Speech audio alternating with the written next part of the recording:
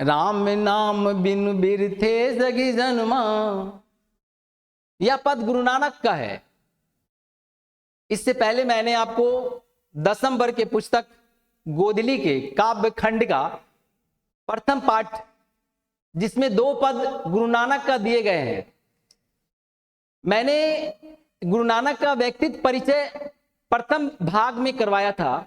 आज मैं गुरु नानक के प्रथम पद की व्याख्या मैं बहुत ही सरल तरीके से आपके पास लाया हूं। कोई भी कविता हो या पद हो, इसका गायन उसके भाव के अनुसार होता है। मेरी कोशिश होगी कि मैं भी इस पद का गायन उसके भाव के अनुसार करूं। तो गुरु नानक के प्रथम पद का बोल है, राम नाम बिनु बिरथे जगी जन्मा। गुरु नानक कहते हैं कि राम का नाम लिए बगैर इस संसार में जन्म लेना व्यर्थ है। जब हम राम का नाम नहीं लेते तो हमारा जीवन व्यर्थ हो जाता है। फिर आगे बढ़ते हुए कहते हैं, राम नाम बिनु बिरथे जगी जन्मा। बिखु खावे बिखु बोले बिनु नावे निफली मटि भ्रमना। पुस्तक पाठ व्याकरण बखाने संधिया कर्म निकाल करे। बिनु गुर शब्द मुक्ति कहाँ प्राणी। राम नाम बिनु अर्ज मरे। दंड कमंडल शिखा सुत धोती। तीरथ गवनु अति ब्रह्मनु करे। राम नाम बिनु शांति न आवे। जपि हरि हरि नाम सुपारी परे। जटा मुकुट तन भस्म लगाई। वसन छोड़ी तन नगन भया। जेते जिए जंत जल थल महियल। जत्र तत्र तू सरब जिया। गुरु प्रसादी राखिल जन को। हरि रस नानक झोली पिया। इसमें गुरु नानक कहते हैं कि इनकी पहली पंक्ति, राम नाम बिनु बिरथे जगी जन्मा। बिखु खावे बिखु बोले बिनु नावे निफली मटि ब्रह्मना। बिरथे का अर्थ व्यर्थ ही। बिरथे का अर्थ होता है व्यर्थ ही। बिखु का अर्थ होता है विष, जिसको हम जहर कहते हैं। नावे का अर्थ होता है नाम। निफलु का अर्थ होता है निसफल। मति का अर्थ होता है मति बुद्धि। ब्रह्मना का अर्थ होता है घूमना, भ्रमित हो जाना। नानक कहते हैं कि राम नाम बिनु बिरथे जगी जन्मा। जो राम का नाम नहीं लेता है उसका इस संसार में जन्म लेना व्यर्थ हो जाता है, इसका जीवन व्यर्थ हो जाता है। फिर आगे कहते हैं, बिखु खावे बिखु बोले बिनु नावे निफली मटि ब्रह्मना। उनका भोजन, उनकी बोली विष के समान हो जाता है नाम के बिना।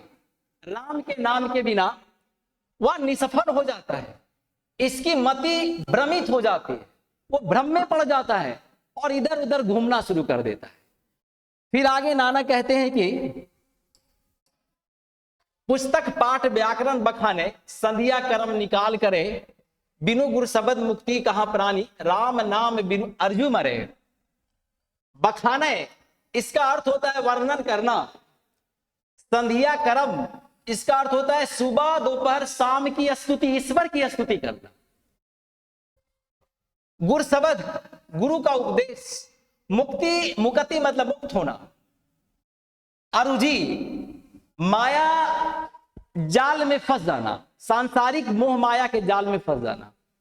नानक कहते हैं कि जो व्यक्ति धार्मिक पुस्तकों का वर्णन नहीं करता है, जो व्यक्ति धार्मिक पुस्तक नहीं पढ़ता उसका वर्णन नहीं करता है, जो व्यक्ति संध्या कर्म नहीं करता है, सुबह दोपहर शाम की ईश्वर की स्तुति नहीं करता है, वैसे व्यक्ति दिग्भ्रमित हो जाता है। वैसे व्यक्ति के जीवन में कभी शांति नहीं आती, वो भ्रमित होता है, उनका मन एकाग्रचित नहीं रहता है। फिर वो कहते हैं, बिनु गुरु शब्द मुक्ति कहाँ प्राणी। कहते हैं कि बिना गुरु के उपदेश से मुक्ति कहाँ मिलती है। बिना गुरु का मुक्ति कभी नहीं मिलती है। इसलिए जीवन में गुरु अवश्य बनाए। नानक कहते हैं, बिनु गुरु शब्द मुक्ति कहाँ प्राणी। यहां पर कहते हैं कि बिना गुरु का आपको मुक्ति नहीं मिल सकती है।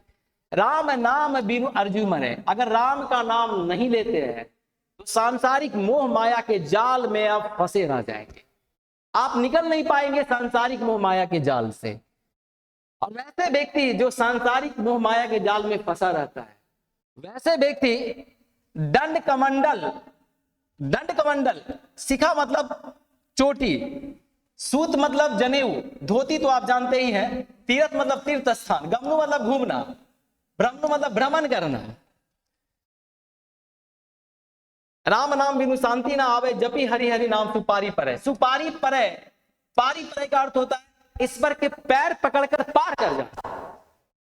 नानक कहते हैं कि जो व्यक्ति दिग्भ्रमित हो जाता है, जो व्यक्ति सांसारिक मोह माया के जाल में फंस जाता है, वैसे व्यक्ति दंड कमंडल उठाता है, साधु बन जाता है।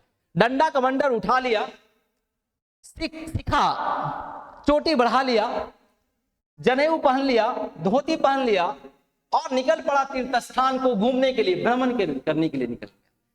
तीर्थ स्थान घूमने के लिए भ्रमण करने निकल गया।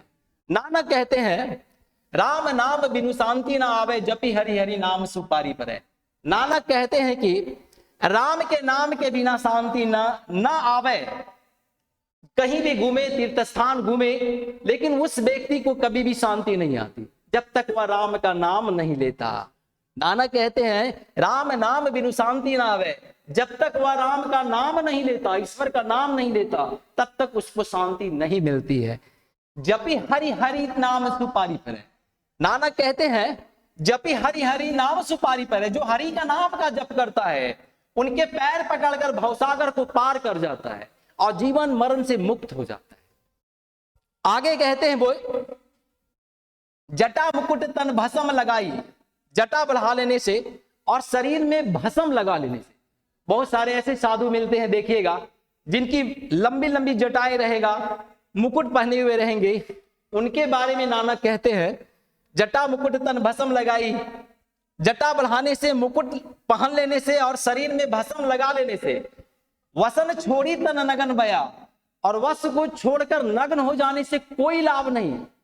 वैसे व्यक्ति क्या करता है ना कि दुनिया को दिखाने के लिए, नानक कहते हैं कि वैसे व्यक्ति जो जटा बढ़ा लेता है, अपने शरीर में भस्म लगा लेता है, अपना वस्त्र को त्याग देता है, नग्न हो जाता है, वैसे व्यक्ति दुनिया को दिखाता है, दुनिया को दिखाने के लिए ऐसा करता है।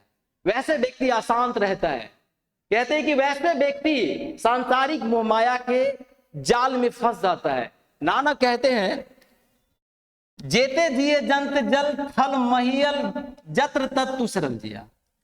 जेते का अर्थ होता है, जेते का अर्थ होता है जितने, जीव का अर्थ होता है जीव, जंतु मतलब जंतु, जल मतलब जल, थल महियल पृथ्वी को कहा जा रहा है, जत्र तत्र यहां वहां, जहां तहां, जत्र तत्र जहां तहां। वो कहते हैं कि जेते जिए जंत, वैसे व्यक्ति जो सांसारिक मोह माया के जाल में फंस जाता है, वो अपने दिखावा करना शुरू कर देता है। वैसे व्यक्ति को कहते हैं कि वैसे व्यक्ति को जो इस सांसारिक मोह माया के जाल में फंस जाता है, वे जितने भी व्यक्ति हैं उसको इस पृथ्वी पर जल में या स्थल में या पृथ्वी के कहीं जहां तहां इसको जन्म लेना पड़ता है, दोबारा इसको इस पृथ्वी पर आना पड़ता है। नानक कहते हैं कि जो व्यक्ति दिग्भ्रमित हो जाता है, दुनिया को दिखाना शुरू कर देता है, वैसे व्यक्ति जो है ना इस संसार में जीव के रूप में जन्म लेते हैं। वह जल में ले सकते हैं, थल में ले सकते हैं, महियल इस पृथ्वी पर कहीं भी जहां तहां जन्म ले सकते हैं। कहते हैं कि उनको बार बार जन्म लेना पड़ेगा इस संसार में, बार बार शरीर को धारण करना पड़ेगा, बार बार आना पड़ेगा। इसलिए नानक कहते हैं गुरु प्रसादी राखिले जन कोई हरि रस नानक झूली पिया। कहते हैं कि गुरु प्रसादी, गुरु की कृपा से और झोली मतलब घोल, हरि रस। वो कहते हैं कि गुरु की कृपा से और हरि रस, ईश्वर की स्तुति से, ईश्वर की प्रार्थना से, ईश्वर के घोल में घुल जाते हैं और अपने जीवन को सफल बना लेते हैं। वैसे व्यक्ति अपनी गुरु की कृपा से और ईश्वर की स्तुति से, ईश्वर के भजन से, ईश्वर के नाम के घोल में घुल जाते हैं और अपने जीवन को, जीवन मरण से मुक्ति पा लेते हैं। वह सदा के लिए भवसागर को पार कर जाता है। एक ऐसा सागर, भवसागर एक ऐसे सागर को कहते हैं जो कहा जाता है मरने के बाद व्यक्ति को इसका पार करना पड़ता है। जो व्यक्ति फंस गया उसको पुनर्जन्म लेना पड़ता है।